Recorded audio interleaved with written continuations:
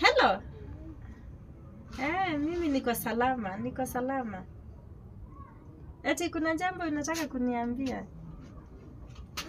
Unaweza niambia mchungaji.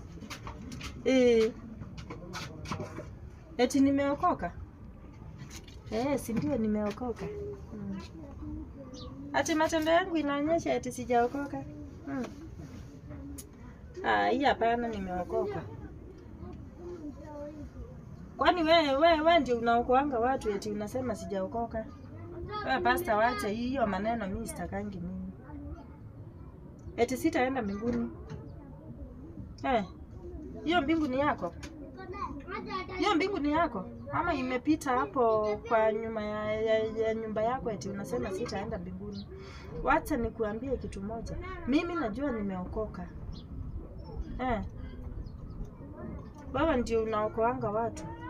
Wewe unafanyanga kuombea watu waokoke, lakini Mungu ndiye anaokoa watu. Lakini pastor, wacha nikuambie kitu moja. Ukiendelea na kudhulumu watu hivyo, hiyo kanisa watu wataenda, utaachwa hivyo.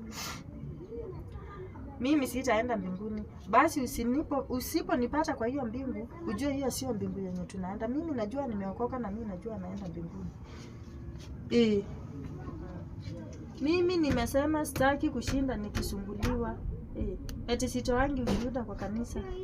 Mimi ndio najuana na Mungu wangu, na kama unaenda ukitisha watu ukiwaambia eti hawajaokoka, mimi najua nimeokoka na mimi najuana na Mungu wangu. Na mimi najua mbinguni nitaenda, upende usipende. Sawa. Mom, kwani utaki kuosha vyombo? Mom, ni nini? Mbona umekasirika?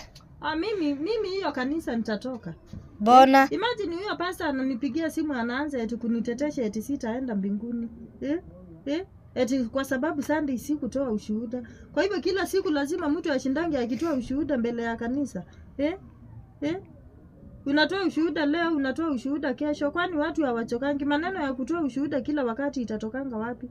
Eti ananiambia atanitoa kwa kanisa. Mimi nimemwambia ni sawa.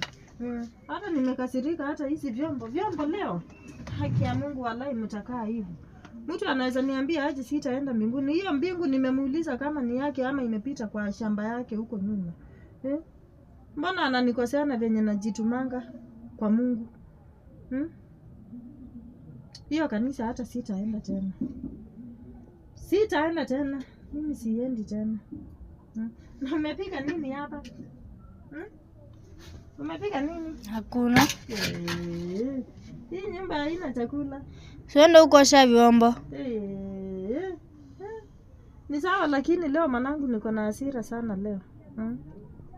Na huyo pastor asiporekebisha, washirika wote wataondoka.